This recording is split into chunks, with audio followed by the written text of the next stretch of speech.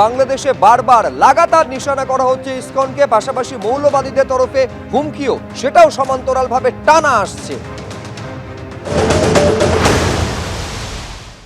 ওই পান্ডাগুলোকে ওইভাবে কোপানো, এখন অস্ত্র হাতে নিতে হবে, সময় এসে গেছে গা।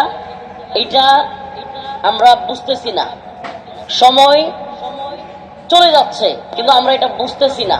আমি স্পষ্ট দেখতে পাচ্ছি বাংলাদেশে এখন সবচেয়ে বড় বিপর্যয়কারী হচ্ছে ইসকন। ইসকন হচ্ছে হিন্দুত্ববাদী উগ্রবাদী এক সংগঠন। সারা বাংলাদেশে ইতিমধ্যে এটা ক্যান্সারের মতো রূপ ধারণ করেছে। আমি আসার সময় দেখলাম আপনাদের এই অঞ্চলে ইসকনের মনে হয় একটা মন্দির আছে। এরা সমাজে ক্যান্সারের মতো, কিসের মতো? ক্যান্সারের কোনো অ্যান্সার, ক্যান্সারের একটাই অ্যান্সার, সেটা হচ্ছে এটা উগড়ে ফেলতে হবে। শরীরের যেই অংশে ক্যান্সার হবে সেই অংশটা কেটে না ফেললে এই অংশ ঠিক হবে না, সারা শরীরে ক্যান্সার ধরবে। ইসকনকে বাংলাদেশে নিষিদ্ধ করতে হবে। এরা সমাজে ক্যান্সারের মতো।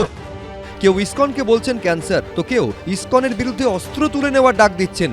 সন্ন্যাসী চিন্ময় কৃষ্ণ দাসের গ্রেফতারির পর থেকে হিন্দুদের ওপর অত্যাচারের পাশাপাশি ইসকনকেই একেবারে মুছে ফেলার ডাক দিচ্ছে মৌলবাদীরা।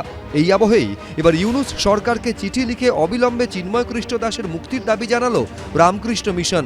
ঢাকা রামকৃষ্ণ মঠ ও মিশনের অধ্যক্ষ ও সম্পাদক স্বামী পূর্ণাত্মানন্দ চিঠিতে লিখেছেন, সম্প্রতি দেশের সার্বিক পরিস্থিতি বিবেচনায় শ্রী চিন্ময় কৃষ্ণ দাস ব্রহ্মচারীকে কারামুক্তি দিলে আপনার সরকারের ভাবমূর্তি উজ্জ্বল হবে বলে আমরা মনে করি।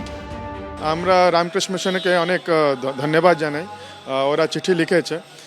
আর এটাই দরকার আছে কি যখন এত অত্যাচার হচ্ছে, আমরা দেখছি কি চিন্ময় কৃষ্ণ দাস উনি খালি রিপ্রেজেন্ট করেছিলেন কি মাইনরিটিস একটা ফেস হয়ে, এটাই কি আমাদের একটা দাবি মানা হোক। কিন্তু ওটা না গভর্নমেন্ট শুনে এরকম দেশদ্রোহের মামলা করা, এরকম যদি টার্গেট করা হয় তাহলে তো ভালো নয়। বাংলাদেশে ইসকনের মন্দিরে হামলা হচ্ছে, বন্ধ করে দেওয়া হচ্ছে একের পর এক ইসকনের শাখা, হিংসাত্মক উস্কানি দিচ্ছে মৌলবাদীরা। আমি স্পষ্ট দেখতে পাচ্ছি বাংলাদেশে এখন সবচেয়ে বড় বিপর্যয়কারী হচ্ছে ইসকন। ইসকন হচ্ছে হিন্দুত্ববাদী উগ্রবাদী এক সংগঠন। সারা বাংলাদেশে ইতিমধ্যে এটা ক্যান্সারের মতো রূপ ধারণ করেছে। আমি আসার সময় দেখলাম আপনাদের এই অঞ্চলে ইসকনের মনে হয় একটা মন্দির আছে। এরা সমাজে ক্যান্সারের মতো, কিসের মতো? ক্যান্সারের কোনো অ্যান্সার, ক্যান্সারের একটাই অ্যান্সার, সেটা হচ্ছে এটা উগড়ে ফেলতে হবে। শরীরের যেই অংশে ক্যান্সার হবে সেই অংশটা কেটে না ফেললে এই অংশ ঠিক হবে না, সারা শরীরে ক্যান্সার ধরবে। খুব ডেঞ্জারাস।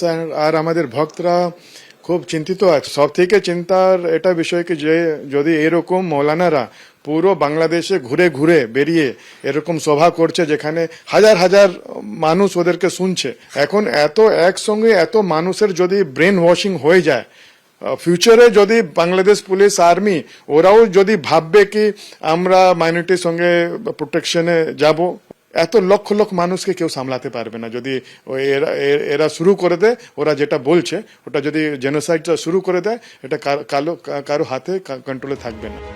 কট্টরপন্থীদের ওপর রাশ টানার কোনো প্রচেষ্টা এখনও ইউনূস সরকার করেনি, তাই আগামী দিনে পরিস্থিতি উন্নত হওয়ার কি আদৌ কোনো সম্ভাবনা আছে? অরিত্রিক ভট্টাচার্য, এবিপি আনন্দ।